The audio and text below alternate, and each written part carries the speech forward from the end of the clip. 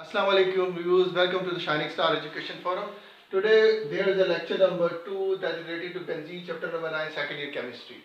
सबसे पहले हम इसके बारे में ये स्टडी करेंगे कि बेंजीन जो है एक्चुअली बेंजीन डिस्कवर कैसे हुई, फिर बेंजीन आइदर अनसैचुरेटेड कंपाउंड है, सैचुरेटेड कंपाउंड है, ये किस तरह के स्ट्रक्चर देता है, mono substituted structure properties show करता है या डाई सब्स्टिट्यूटेड प्रोडक्ट देता है, और उसके अलावा हम ये देखेंगे कि इनकी ये अल्काइन की तरह है या अल्कीन की तरह है, आखिर में हम इसको जस्टिफाई करेंगे।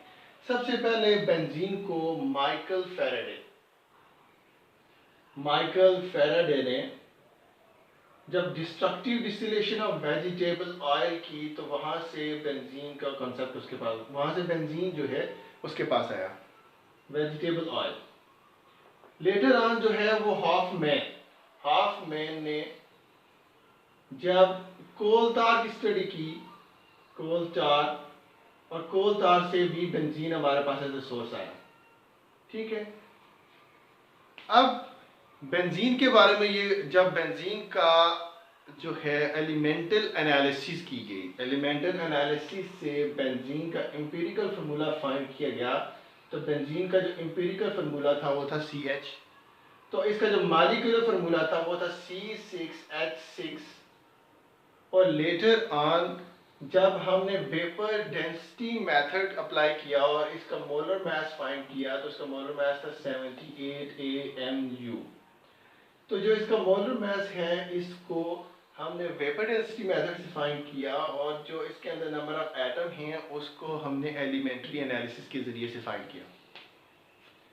अब ये डिसाइड करना था कि आइदर जो बेंजीन है ये अल्कीन की तरह प्रॉपर्टी शो कर रही है या अल्काइन की तरह शो कर रही है। तो दो कंपाउंड जो है हाइपोथेटिकली कंपाउंड कंसीडर किए गए। एक था जी 1,5 हेक्सा डाइआइन। चलिए देखते हैं, 1 2 3 4 5 और ये 6 कार्बन। एक केस में यहाँ पे ट्रिपल बॉन्ड था और यहाँ पे ट्रिपल बॉन्ड, H2 और ये H। अब ये जो कंपाउंड है ये 1,5 हेक्साडाइईन है। साइंटिस्ट ने कंसीडर किया हो सकता है ये कंपाउंड हो, फिर कुछ ने कहा कि ये पॉसिबिलिटी है कि ये 1,5 हेक्साडाइईन और 3 आइन हो। देखते हैं ये कंपाउंड कैसे होगा। डबल बॉन्ड और यहाँ पे ट्रिपल बॉन्ड, यानी कि CH2H ये जो कंपाउंड है 1,5 हेक्साडाइईन 3 आइन। अब साइंटिस्ट ये कंसीडर कर रहे थे कि या तो ये कंपाउंड है या ये कंपाउंड है बेंजीन। जो उन्होंने ऑब्जर्व किया, तो बेंजीन की वो केमिकल नेचर ऐसे या फार्मूला ऐसे रिप्रेजेंट कर रही थी। लेकिन जब इस दोनों कंपाउंड को उन्होंने KMnO4 के साथ ट्रीट किया, तो ये दोनों के दोनों कंपाउंड ऑक्सीडाइज हो गए, क्योंकि इनके अंदर अनसैचुरेशन है। डबल या ट्रिपल बॉन्ड जब एग्जिस्ट कर होता है, KMnO4 के साथ आप ट्रीट करेंगे, ऑक्सीडाइज होके आइदर वो एल्डिहाइड देंगे या कीटोन्स देंगे एंड प्रोडक्ट में। मगर बेंजीन की जब KMnO4 के साथ ट्रीट किया गया, तो बेंजीन ने KMnO4 के साथ बिल्कुल भी कोई चेंज शो नहीं की। तो वहाँ से उन्होंने ये कंक्लूजन निकाला कि ये तो पॉसिबल हो गया कि बेंजीन ये है, इन दोनों कंपाउंड में से कोई भी कंपाउंड जो है वो बेंजीन नहीं है। लेटर ऑन उन्होंने ये कहा कि बेंजीन जो है उसके अंदर अनसैचुरेशन है, मगर उसके अंदर 3 alternate double and single bond हैं। अब बेंजीन के जनरल फार्मूला डिसाइड करना ज़रूरी था। जो अल्केन हैं इनका जनरल फार्मूला होता है CnH2n+2, जो अल्कीन हैं CnH2n, और जो अल्काइन हैं वो उनका फार्मूला होता है CnH2n-2। अब बात आएगी बेंजीन की, तो बेंजीन का जनरल फार्मूला ना अल्केन की तरह, ना अल्कीन की तरह, ना अल्काइन की तरह, तो इसका जो जनरल फार्मूला था वो CnOH था। तो यहाँ से ये डिसाइड हुआ तो ना ये अल्कीन की तरह है ना अल्काइंस की तरह है, तो ये डिसाइड हुआ कि CnHn जो है ये इसका जनरल फार्मूला है फॉर बेंजीन। इसके बाद जो आगे हम डिस्कस करेंगे स्ट्रक्चर, कैक्यूल स्ट्रक्चर। अब 40 इयर्स तक साइंटिस्ट को ये प्रॉब्लम रही कि आइदर बेंजीन जो है अनसैचुरेटेड है, सैचुरेटेड है, या क्योंकि बेंजीन की ये कैपेबिलिटी है कि बेंजीन एडिशन रिएक्शन भी दे रहा था और बेंजीन सब्स्टिट्यूशन रिएक्शन भी दे रहा था। और जो सब्स्टिट्यूशन रिएक्शन है वो अल्केन्स की प्रॉपर्टी है और जो एडिशन रिएक्शन है वो अल्कीन या अल्काइन की प्रॉपर्टी है।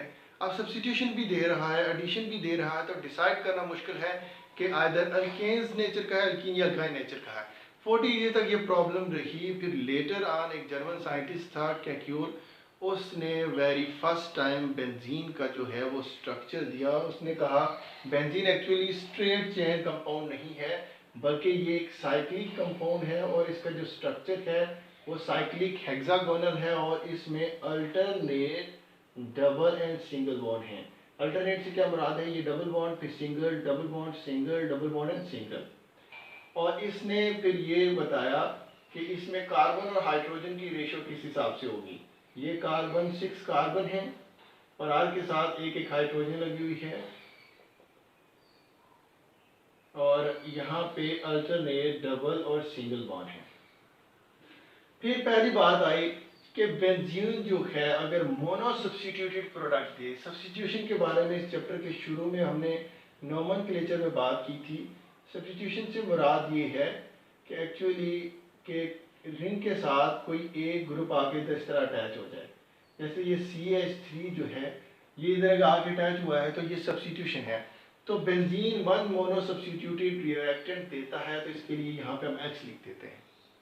अगर हम डाई सब्स्टिट्यूशन की बात करें, अगर दूसरा ग्रुप आए तो जो दूसरा न्यू ग्रुप आएगा वो या यहाँ पे आएगा या यहाँ पे आएगा। तो ये दोनों पोजीशन सेम है क्योंकि इसकी ग्रुप ये वाली पोजीशन 1 है, इधर से इधर जाएंगे तो पोजीशन 2, इधर से इधर लेता भी पोजीशन 2 होगी। इसको आर्थो पोजीशन कहते हैं, इसको मेटा पोजीशन कहते हैं और ये वाली पोजीशन जो है वो पैरा है। अब देखें ortho Meta para 3 different position है, 2 आर्थो पोजीशन है, 2 मेटा पोजीशन है, 1 पैरा पोजीशन है। तो जो डाई सब्स्टिट्यूटेड प्रोडक्ट बनेगा वो 3 डिफरेंट तरह के डाई सब्स्टिट्यूटेड प्रोडक्ट देते हैं बेंजीन। यहाँ पे एक्स वाई यहाँ पे आके लगेगा, एक पॉसिबिलिटी ये है। दूसरी पॉसिबिलिटी ये है कि एक्स वाई यहाँ पे आके लगेगा। तीसरी पॉसिबिलिटी ये है कि वाई जो है इस पैरा पोजीशन के ऊपर आके लगे। ठीक है, तो यहाँ से हमने ये डिसाइड किया कि बेंजीन 1 मोनो सब्स्टिट्यूटेड प्रोडक्ट देता है और 3 डाई सब्स्टिट्यूटेड प्रोडक्ट देता है। ये एक शॉर्ट क्वेश्चन में अक्सर आता है जी कि डाई सब्स्टिट्यूटेड प्रोडक्ट कौन से पॉसिबल हैं, जनरलाइज स्ट्रक्चर भी दें। फिर बात ये क्या है कि बेंजीन जो है वो एडिशन रिएक्शन देता है जी, एडिशन रिएक्शन।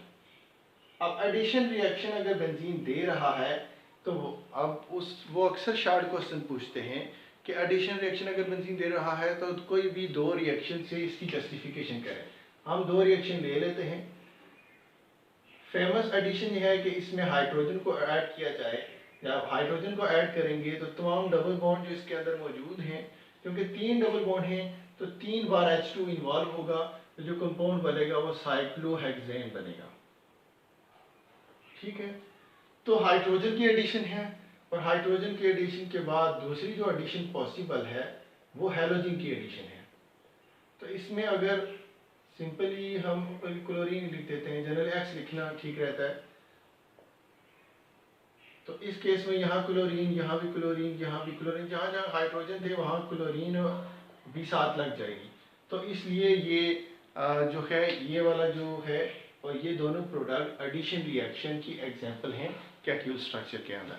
ठीक है, ओवरऑल ये वेरी इंपॉर्टेंट शॉर्ट क्वेश्चन है, ये भी शॉर्ट क्वेश्चन इंपॉर्टेंट है। ठीक है, उसके बाद हम स्टडी करेंगे एक्सरे स्टडी और ऑब्जेक्शन जो है वो कैक्यूल स्ट्रक्चर के ऊपर क्या है।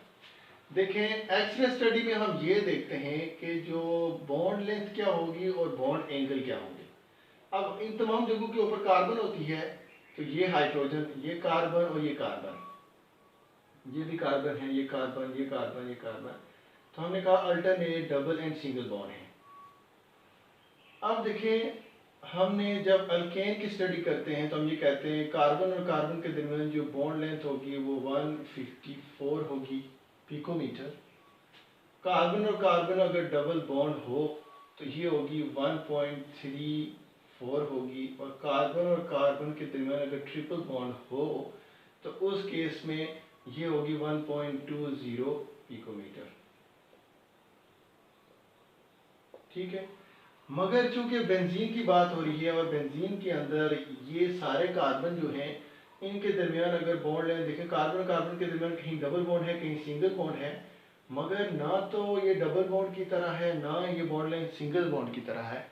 इसकी वैल्यू न्यू है जो कि 1.397, और जो कार्बन और हाइड्रोजन के दरमियान बॉन्ड लेंथ है वो किसके इक्वल है 1.09।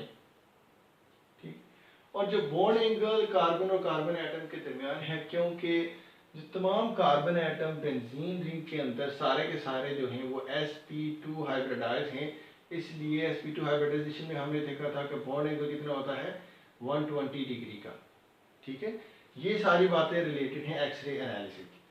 अब कैक्यूल के स्ट्रक्चर के ऊपर अक्सर ये शार्ट क्वेश्चन आता है जी कि कैक्यूल स्ट्रक्चर के ऊपर ऑब्जेक्शन कौन से थे।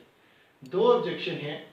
पहली बात कि हमने कैक्यूल ने ये कहा था कि जो बेंजीन है ये हाई डिग्री ऑफ अनसैचुरेशन इसमें एग्जिस्ट करती है जिसकी वजह से ये एडिशन रिएक्शन देता है, मगर कैक्यूल ने उस वक्त स्टडी नहीं किया। लेटर हमने ये देखा कि बेंजीन तो सब्स्टिट्यूशन रिएक्शन भी शो कर रहा है, सब्स्टिट्यूशन रिएक्शन भी शो कर रहा है। दूसरी बात, सब्स्टिट्यूशन रिएक्शन के अलावा बेंजीन जो है ये स्टेबल है। बेंजीन एक स्टेबल मॉलिक्यूल है, जबकि कैक्यूल ने इसके बारे में नहीं बताया। तो दो ऑब्जेक्शन है कि बेंजीन सब्स्टिट्यूशन रिएक्शन शो करता है, दूसरी बात जो है बेंजीन स्टेबिलिटी शो करता है। ये दोनों बातें कैक्यूल ने अपने स्ट्रक्चर में नहीं बताई। तो आप जो है हमें लाइक जरूर कीजिए, सब्सक्राइब जरूर कीजिए, हमेशा खुश रहें और बहुत अच्छे से मेहनत करें। ठीक है, थैंक यू वेरी मच।